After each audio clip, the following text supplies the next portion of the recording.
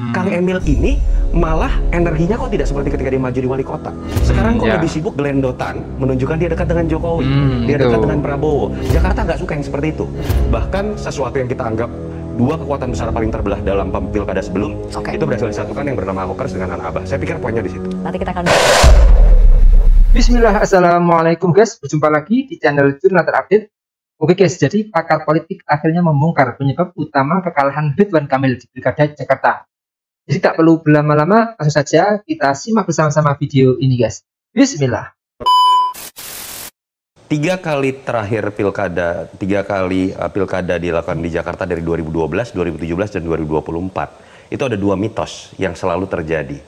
Yang pertama adalah mitos bahwa pasangan yang nomor urutnya 3 selalu menang. Dulu Jokowi Ahok, lalu Anies dengan Sandi, sekarang Pramono dengan Dul. Yang kedua, kalau itu kita katakanlah mitos yang kebetulan. Saya nggak bisa jelaskan kenapa angka 3 terus yang menang ya. Yang kedua yang bisa dijelaskan, Sylvia, selalu jadi kejutan bahwa pasangan yang surveinya di awal rendah itu selalu menang. Lagi-lagi Jokowi Ahok, Anies Sandi, lalu Pram dan Dul. Kalau mau ditambahin satu lagi, Sylvia, bahwa pasangan yang koalisinya kecil itu yang selalu menang. Dari Jokowi Ahok, Anies Sandi, sampai Pram dan Dul. 2 poin terakhir itu menjelaskan suatu, Sylvia, bahwa dalam pilkada di Jakarta, dalam konteks pencalonan, tadi sedikit banyak sudah dijelaskan Bang Hasbi sama Bang Mardhani, itu nggak bisa kemudian ada pihak-pihak atau partai yang kemudian merasa lebih tahu siapa yang disukai oleh masyarakat Jakarta. Lalu kemudian dibuatlah skenario, bahkan sempat ada skenario lawan kota kosong atau lawan calon independen. Karena ada kecenderungan masyarakat Jakarta menjadi antitesa dari sesuatu yang kesannya sudah diskenariokan atau ada dalam proses black box di antara elit saja. Itu terjadi dalam 3 pilkada terakhir. Jadi menurut saya ini catatan saja tersendiri ya, bukan hanya dalam konteks Jakarta, dalam daerah-daerah lain. Sedikit banyak kan saya mendengar Bang Hasbi dan Bang Mardhani tadi agak curhat sebenarnya gitu kan. dengan ungkapan kalau Anies, kalau Mardhani dan lain-lain gitu ya. Ada kalimat diplot begitu. Dan itu yang menyebabkan pencalonan Kang Emil menjadi anti klimaks. Ketika awalnya sudah dinyatakan hampir pasti menang melawan Dharma Kun atau kota kosong, hampir pasti menang, tiba-tiba keputusan MK menjadi anti klimaks. Sementara pasangan Pram dan Dul akhirnya kalau dibaca di media monitoring itu menjadi pusat perhatian karena sangat mengejutkan. Yang kedua, Sylvia, menurut saya ada hal yang secara berbanding terbalik terjadi. Kang Emil, saya berikan kritik langsung juga. Kang Emil ini malah energinya kok tidak seperti ketika dia maju di wali kota. Yang dulu tidak dianggap kuda hitam, lalu hadir turun ke masyarakat. Sekarang kok lebih sibuk gelendotan, menunjukkan dia dekat dengan Jokowi, dia dekat dengan Prabowo. Ada 12 partai di belakang saya. Balik ke formula tadi lagi, Jakarta nggak suka yang seperti itu.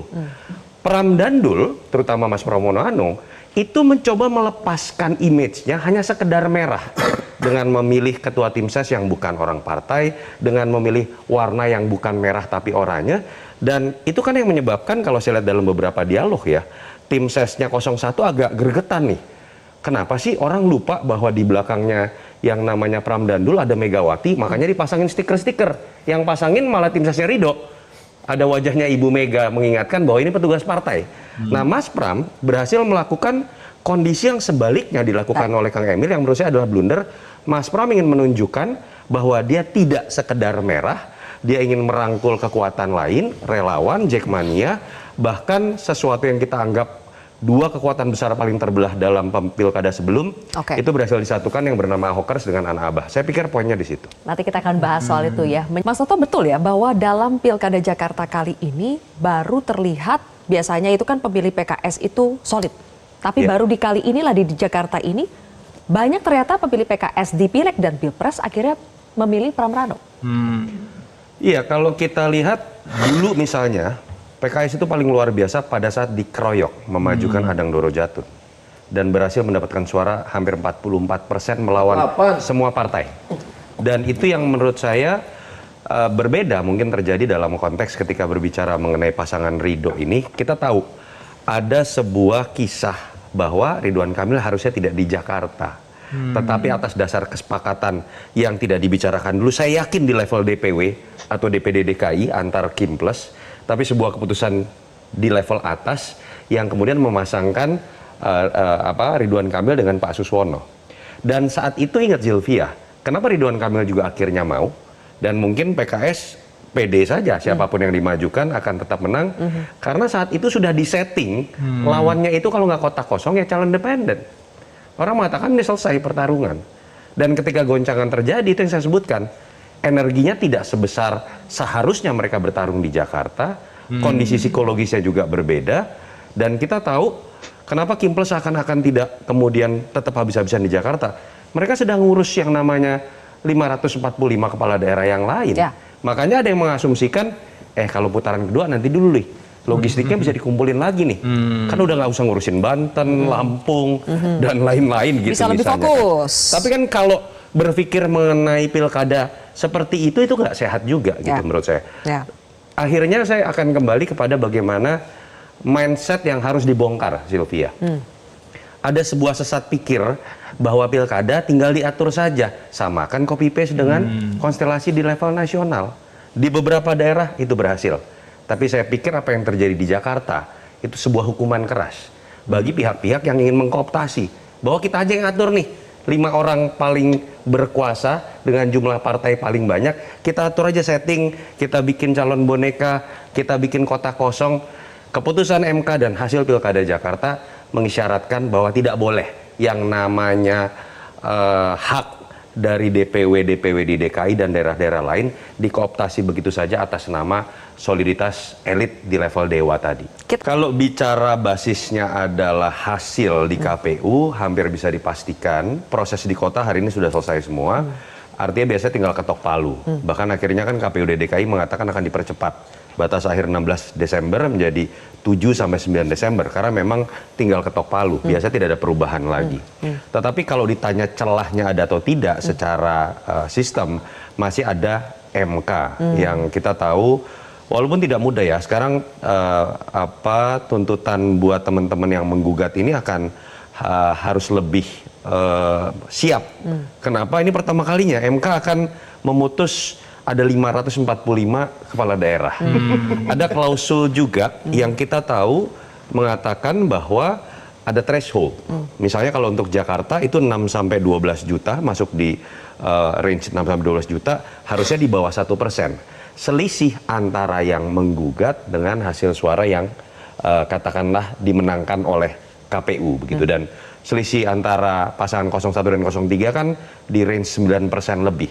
Walaupun mungkin yang akan coba dibuktikan bukan mengenai apakah selisih suara saya sebenarnya menang, tetapi ada hal-hal yang mungkin diharapkan bisa dibuktikan suaranya pasangan 03 di bawah 50%, sehingga kemudian terbuka untuk terjadinya dua putaran. Tapi mungkin sedikit catatan ya buat Bang Hasbi sama Bang Mardhani, sampai sekarang saya melihat narasinya masih berkutat pada satu variabel saja, variabel C6.